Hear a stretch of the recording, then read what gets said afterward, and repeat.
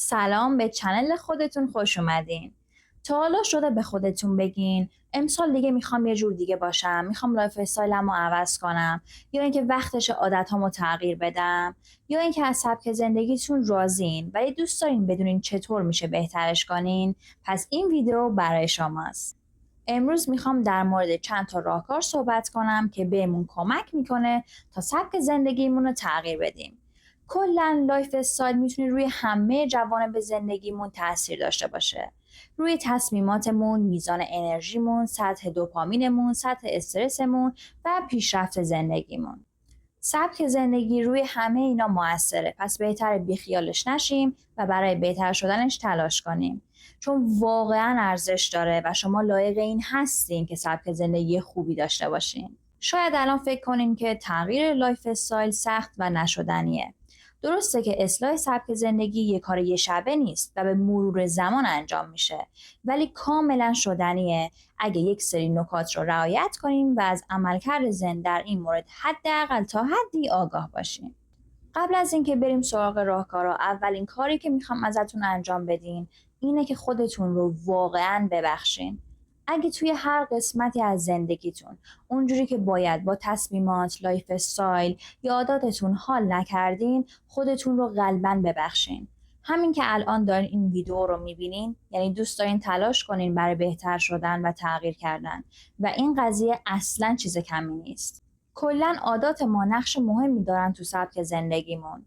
پس بهتره بدونیم که این عادات چجوری شکل میگیرن و عملکرد ذهن تو این پروسه چطوریه.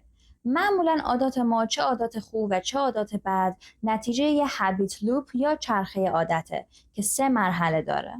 اولین مرحله این چرخه عادت محرک و سرنخه.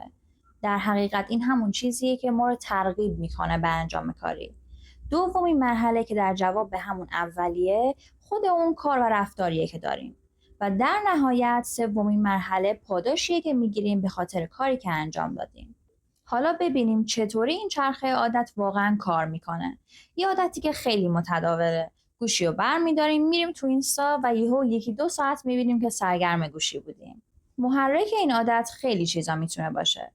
مثلا ممکنه یکی بهتون پیام داده و میخواین چکش کنین، یا نوتیفیکیشن اینستا براتون اومده، یا اینکه مشغول انجام کاری هستین ولی ذهنتون خسته شده و دنبال یه کار جدید دیگه است. میرسیم به دومین مرحله که خود اون کاره.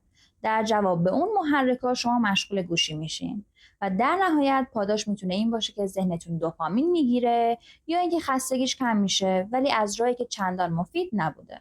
ما میتونیم از همین چرخه عادت استفاده کنیم تا یه عادتی رو تغییر بدیم یا عادت جدیدی رو شکل بدیم.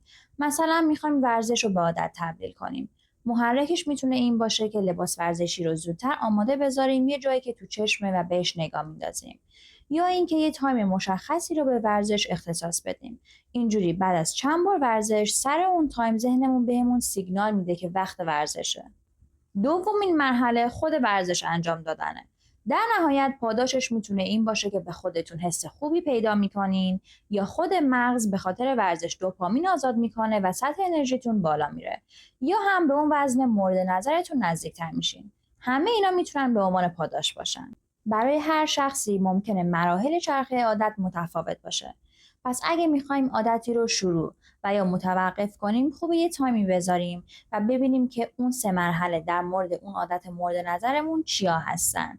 اگه میخوایم عادتی رو حذف کنیم، محرکش رو کنار میذاریم و اگه هم قصد شروع عادتی رو داریم، محرکاش رو ایجاد میکنیم و دنبالشون میریم. راهکار بعدی اینه که حتما برای تفریحات، سرگرمی‌ها و استراحت خودتون وقت بذارین. چون ذهن به استراحت نیاز داره تا بتونه ادامه بده. به هر حال هر کاری زمان و مکان خودشو داره. موقع استراحت فقط به ذهنتون استراحت بدین و موقع کار یا درس همه خودتون رو برای اونا بذارین. با برنامه‌ریزی و هدف‌گذاری اصولی هم میشه به همه کارامون برسیم و هم یه تایمی رو به خودمون اختصاص بدیم. توی ویدیو قبلی به طور کامل در مورد برنامه‌ریزی و هدف‌گذاری اسمارت صحبت کردم. لینکش رو همینجا میذارم و هم تو دیسکریپشن. 3 تا عادت هست که خیلی مهمه تو روتینتون وجود داشته باشه. حتی اگه هیچ عادت مفید دیگه‌ای تو روتینتون نیست، همین 3 عادت میتونه سبک زندگیتون رو از این رو به اون رو کنه. خواب کافی، نوشیدن آب و ورزش. شاید تکراری به نظر بیاد، ولی همین 3 عادت کلی میتونه لایف استایلتون رو با کیفیت تر کنه. هیچ چیزی به اندازه خواب کافی برای روز بعد آماده‌تون نمی‌کنه.